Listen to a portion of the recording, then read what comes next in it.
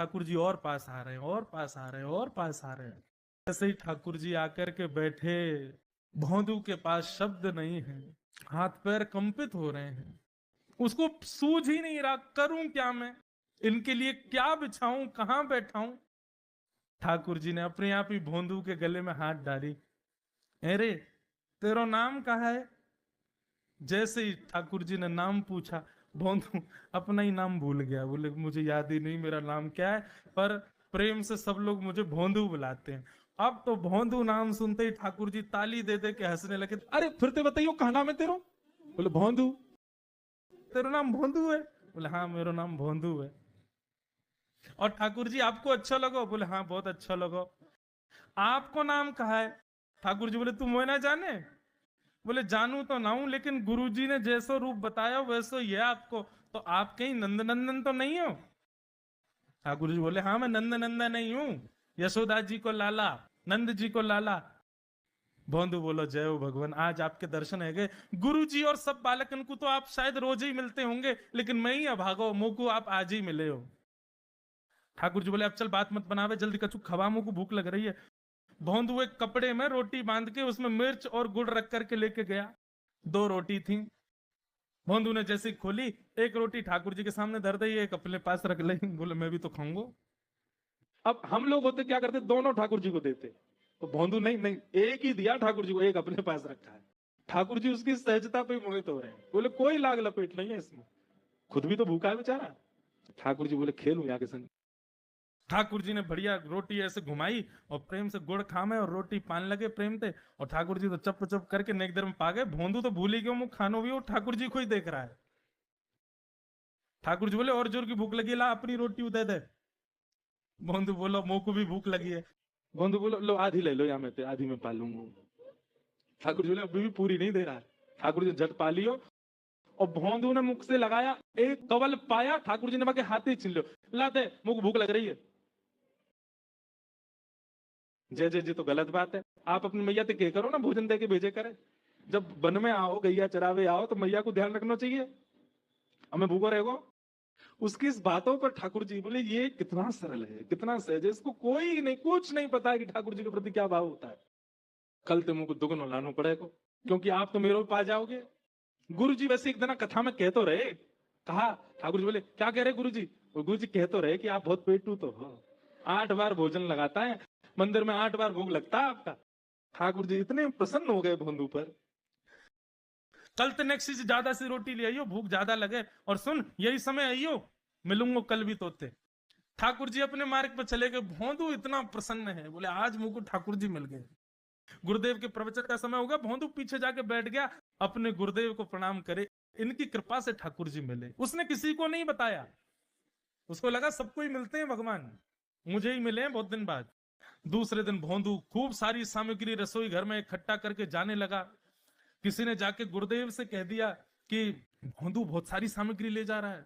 गुरुदेव ने जाके कही भोंदू इतनी सामग्री ले जा रहा हो भैया, वो भंडारो करेगो का?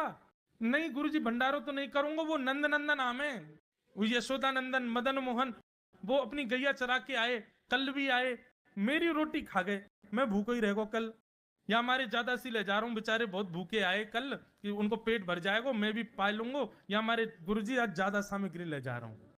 गुरुदेव ने मन में सोचा ये बात कोई और कहे तो अविश्वास किया जा सकता है, लेकिन भोंदू झूठ नहीं बोलता, भोंदू कभी झूठ नहीं बोलता, भोंदू की बात पर विश्वास करना ही पड़ेगा। गुरुदेव बोले सुन सुन ठाकुर जी आए थे? बोले हाँ। अच्छा उनका रूप कैसा था? जैसा रूप आपने बताया था ना गुरुजी बिल्कुल वैसा, ऐसे कटाक्ष नेत्र, मोती जैसे दांत, ठाकुर जी की मुस्कान ऐसी, पाग ऐसी, कान ऐसे। गुरुदेव के तो नेत्र बंद हो गए, वे सब अनुभव करने लगे। लेकिन गुरुदेव बोले रूप कैसा भी बता दे, चरण यदि इसने बता दिए तो मैं मान जाऊंगा कि ठाकुर जी थे। अच्छा तूने चरण देखे? बोले हाँ गुरुजी मैंने चरण देखे। चरण कैसे थे? ठाकुर जी के चरण जब वो चल करके आगे बढ़ते हैं ना तो चिन्ह बन जाते हैं, कहीं ध्वजा बनी थी, कहीं शंख बना था, कहीं कुछ बना था, और उनके जो नखून है ना उनमें से ऐसा लगता है मानो जैसे कोमल का पराग हो, कमल का पराग हो, और चरणों का रंग कैसा, जैसे मानो जैसे गुरुदेव कमल होता है ना, कमल की आकृति, ऐसे ठाकुर जी के चरण। जब चरण का यथावत वर्णन भोंदू ने कर दिया, गुरुदेव समझ गए, बोले निश्चित ठाकुर जी आते, नहीं तो भोंदू कहां जाने, इतनी बुद्धि नहीं है उस पे कि वो इतना सब कुछ ढूंढ धाड़ के मुझे बताए। तो बोले कि इसको भगवत दर्शन हो चुका है। गुरु जी बोले तूने कितने दिन से मिल रहा है ठाकुर जी से? बोले 4 दिन हो गए। तूने पहले क्यों नहीं बताया? भोंदू बोलो मुझे लगी आप सब तो इतने वर्षन से मिल ही रहे हो उनसे, मैं ही अभी पहली बार मिलूं। गुरु जी आप इतनी अच्छी कथा सुनाते हैं, आपने देखे होंगे तभी तो सुनाते हैं। ये सब विद्यार्थी जो यहाँ इतने विद्वान हैं, इन सबके गले में आप हाथ रखते हो, इनके सिर पे आप हाथ रखते हो, ये सब इतने श्रेष्ठ हैं क्योंकि सबने दर्शन किए होंगे, मैं ही एक अभागा हूं इतने दिनों बाद भाई। गुरुदेव समझ गए, बोले इसका भोलापन, इसकी जो सहजता है, सरलता है, यही ठाकुर जी को भा गई है। भोंदू एक काम करेगा? बोले हाँ। ठाकुर जी आएंगे तो तेरे सखा बन गए? बोले हाँ। तो उनको लेकर के आश्रम आ जा, यहां पे आ जा। भोंदू बोला कि इतने योग्य बालक हैं, लेकिन ठाकुर जी ने किसी से नहीं कही, मुझसे कही है। अगर मैंने ये काम नहीं किया तो मेरा जीवन व्यर्थ है। भोंदू को लगा ठाकुर जी सबसे ही मिलते हैं, गुरु जी किसी से भी कह के बुलवा लेते, मुझको काम दिया।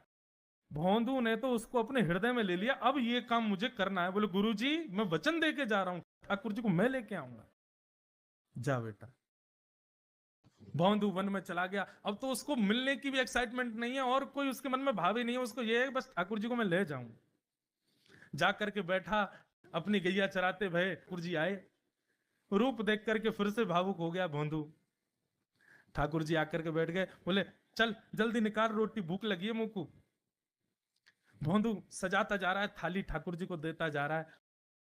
बोले जय जय एक प्रार्थना करूं? बोले करो। मेरे सखाओ ना आप? बोले हाँ तेरो सखा हूं, तो मेरी बात मानोगे? बोले कहा आप मेरे संग आश्रम चलो गुरु जी के पास। ठाकुर जी रोटी पाते जा रहे, ठाकुर जी ने अनसुनी कर दी बात। बोले जय जय कछु कहो ना, आप चलोगे ना? ठाकुर जी बोले हम तेरे सखा हैं, तेरे गुरु जी के सखा नहीं है। तू मोते मिल, तू मेरे संग खा, तू मेरे संग रहे, तू कछु कर, तो कुछ सब अधिकार है, लेकिन ये हम गुरु जी ते मिल बातें मिल ये सब हम नहीं करेंगे। हम बस तेरे सखाएं, तो ही जाने और कोई ये ना जाने।